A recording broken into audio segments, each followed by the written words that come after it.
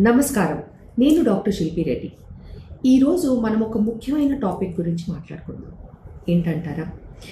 గర్భం దాల్చాలని అనుకున్నప్పుడు చాలాసార్లు ప్రెగ్నెన్సీ వచ్చేసింది, మేము అనుకోకుండా ప్రెగ్నెన్సీ వచ్చింది, ఎలా వచ్చిందో మాకు తెలియట్లేదు అని అంటూ ఉంటారు. అయితే ఇజాక్యులేషన్ అంటే స్ఖలనం, స్పర్మ్ విడుదలని ఇజాక్యులేషన్ ఆర్ స్ఖలనం అని తెలుగులో అంటారు.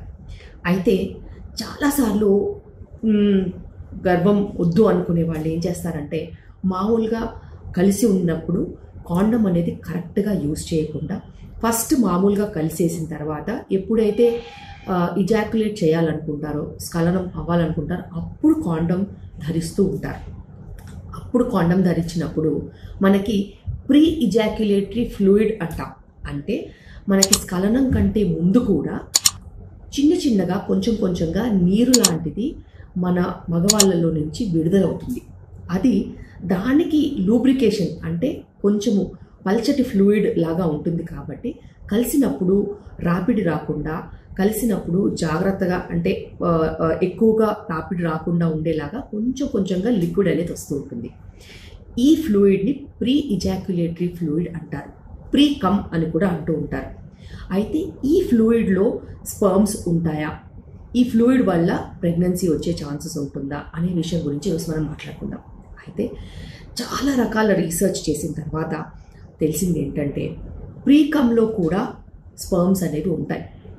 అయితే అది మన ఫర్టిలిటీ లెవెల్ అంటే మగవాళ్ళల్లో సంతానలేమి సమస్యలు ఉన్నప్పుడు, కదలికలు లేని స్పర్మ్స్ ఉన్నప్పుడు, నంబర్ ఆఫ్ స్పర్మ్స్ అంటే స్పర్మ్ నంబర్ కూడా తక్కువగా ఉన్నప్పుడు మనకి గర్భం వచ్చే ఛాన్సెస్ ఉండదు. అయితే మంచి స్పర్మ్ క్వాలిటీ ఉన్నప్పుడు ప్రీకమ్లో కూడా అంటే మనము స్ఖలనం కంటే ముందు రిలీజ్ అయ్యే ఫ్లూయిడ్లో కూడా స్పర్మ్స్ ఉంటాయి.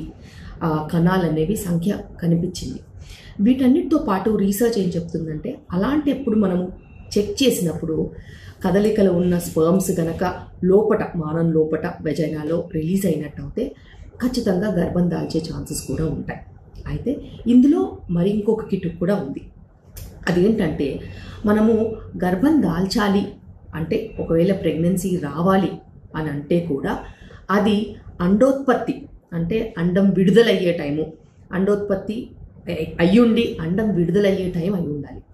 ఎందుకంటే అండం విడుదలయ్యేటప్పుడే ఒక 2-3 రోజుల ముందు నుంచి ఒక 2 రోజుల తర్వాత వరకు ఈ కణాలు అనేవి ఎక్కువగా లైవ్గా అంటే బతికుండే ఛాన్సెస్ ఉంటాయి.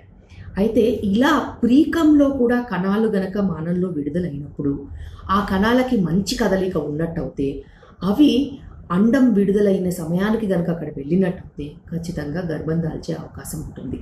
ఇలాగే ఎంతోమందికి అనుకోకుండా ప్రెగ్నెన్సీస్ వచ్చేసాయి. మేము జాగ్రత్తగా ఉన్నాం డాక్టర్, మేము కాండం కూడా యూజ్ చేసాం డాక్టర్, అయినా ప్రెగ్నెన్సీ వచ్చిందని అంటూ ఉంటారు.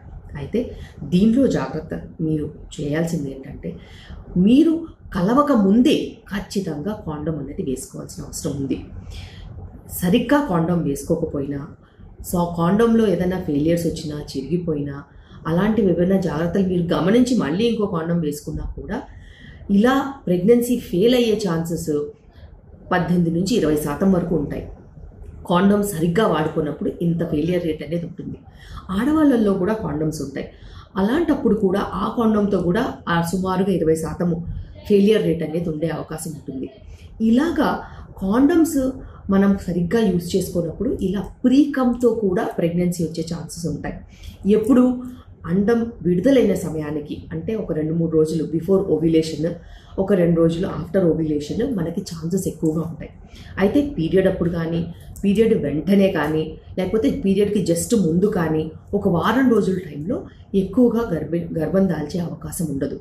అయితే ఇలా కొన్ని న్యాచురల్ పద్ధతులు, రిథమ్ మెథడ్ అంటారు. న్యాచురల్ పద్ధతి ఏంటంటే, పీరియడ్ తర్వాత ఒక వారం వరకు నార్మల్గా కలిసి ఉంది, ఆ తర్వాత నుంచి ఒక 15 రోజుల వరకు కాండం వేసుకుని, ఆ తర్వాత మళ్ళీ పీరియడ్కి ముందు ఒక వారం రోజుల ముందు కాండం వాడరు. సో దీన్ని ఒక రిథమ్ మెథడ్ కింద అంటారు, న్యాచురల్ మెథడ్ ఆఫ్ కాంట్రసెప్షన్ అంటారు. దీనికి కూడా ఇలాంటి ప్రీకమ్ సిచ్యువేషన్స్లో గనక మనం జాగ్రత్త పడకపోతే ప్రెగ్నెన్సీ వచ్చే ఛాన్సెస్ ఉంటాయి, గర్భం దాల్చే ఛాన్సెస్ ఉంటాయి. అయితే కరెక్ట్గా ప్రెగ్నెన్సీ రావద్దు అని అనుకునే వాళ్ళు, సెక్షువల్లీ ట్రాన్స్మిటెడ్ డిజీజెస్ రాకూడదు అని అనుకునే వాళ్ళు ఖచ్చితంగా కలవకంటే ముందే ప్రెగ్నెన్సీ రాకుండా ఉండాలి అని అంటే ప్రీకమ్ కూడా తగలకుండా ఖచ్చితంగా కాండం వేసుకోవాల్సిన అవసరం ఉంటుంది. అందుకే ప్రీకమ్ అంటే ప్రీ ఎజాక్యులేటరీ ఫ్లూయిడ్తో కూడా ప్రెగ్నెన్సీ ఎలా వచ్చింది అని చెప్పడానికి నేను ఈ వీడియో చేశాను. సో జాగ్రత్తగా ఉండాల్సిన అవసరం ఉంది.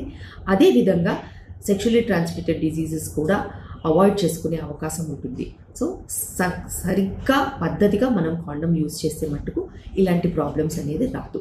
ప్రీకమ్తో కూడా మనం జాగ్రత్తగా ఉండాల్సిన అవసరం ఖచ్చితంగా ఉంది.